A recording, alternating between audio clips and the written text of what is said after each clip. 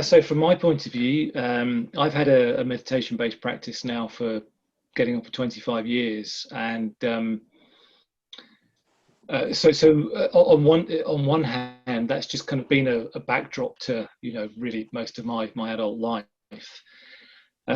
In my kind of early to mid 30s, I then got involved in competitive sport. So my background, you'll all be familiar with the sport of triathlon. You may or may not have heard of duathlon, which is really the poor cousin, which excludes swimming. So you run, cycle and run in a duathlon. So that's when I spent about 10 years competing at a reasonably high level by the point that I concluded that. So I kind of had this twin track going on in my life of a meditation-based practice that was something I was very committed to, but at the same time, a growing passion and I suppose, a sense of personal development and achievement through a very focused form of exercise and activity. And what was interesting for me is that early on, these were kind of running on two twin tracks, really, and I wasn't particularly looking at the integration between the two of them. And then something wasn't particularly deliberate, but just in a fairly natural way, I just found myself becoming more interested in understanding how I could apply what I was learning through meditation and mindfulness-based practice to add to the running and cycling as it was at the time. And kind of vice versa as well. So what I was learning through the physical activity that was also supporting my mindfulness and meditation-based practice. So sort of, I guess, moving from that into the question about specifically how RUN-ZEN came about, I kind of came to a point where I thought, I feel I've happened upon a few things through my own experience, and I wondered whether that's something I could deliver in a workshop format. So I had a bit of an experiment of my own a few years ago, and I got very good feedback on it. And it just so happened it coincided with the period when Cesare and I got to know one another. We'd met many years ago and kind of re-met, whatever it was, 3-4 years ago.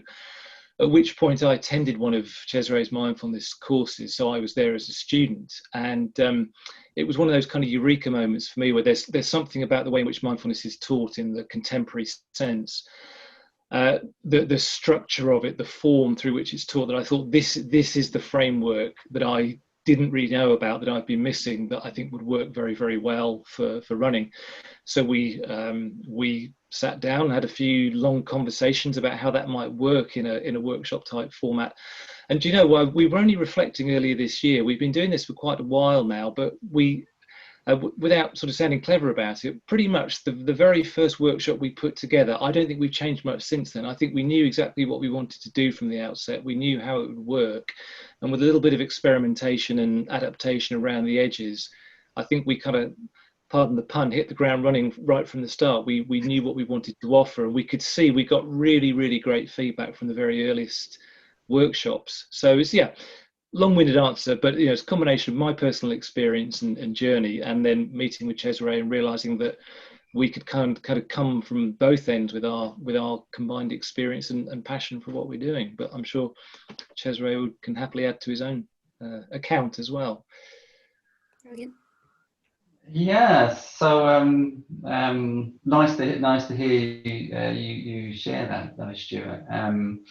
So with me, I don't have a kind of competitive sports background, but I've always been interested in early on martial arts, weights, and nutrition, and I also have a kind of a prior meditation practice going back maybe about 12-15 years now.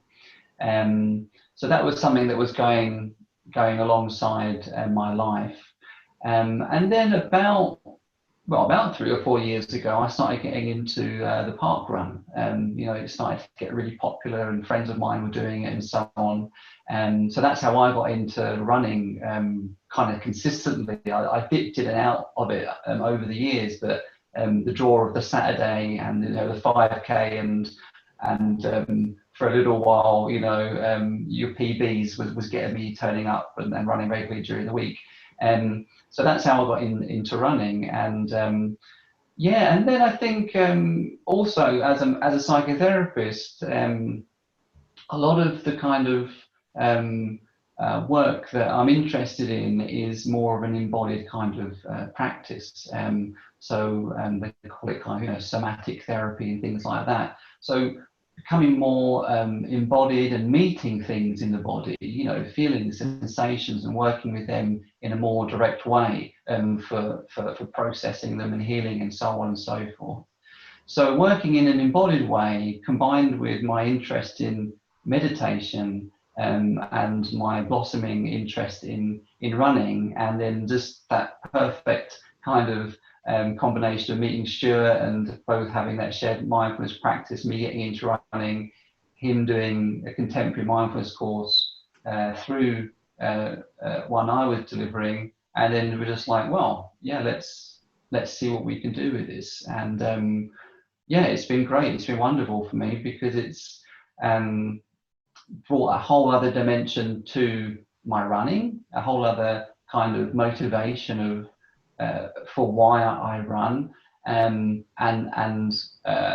it's also helped me expand my meditation and mindfulness practice into my running. So it's really benefited both sides in a kind of synergistic type of way and approach. And any kind of mindfulness teacher will tell you that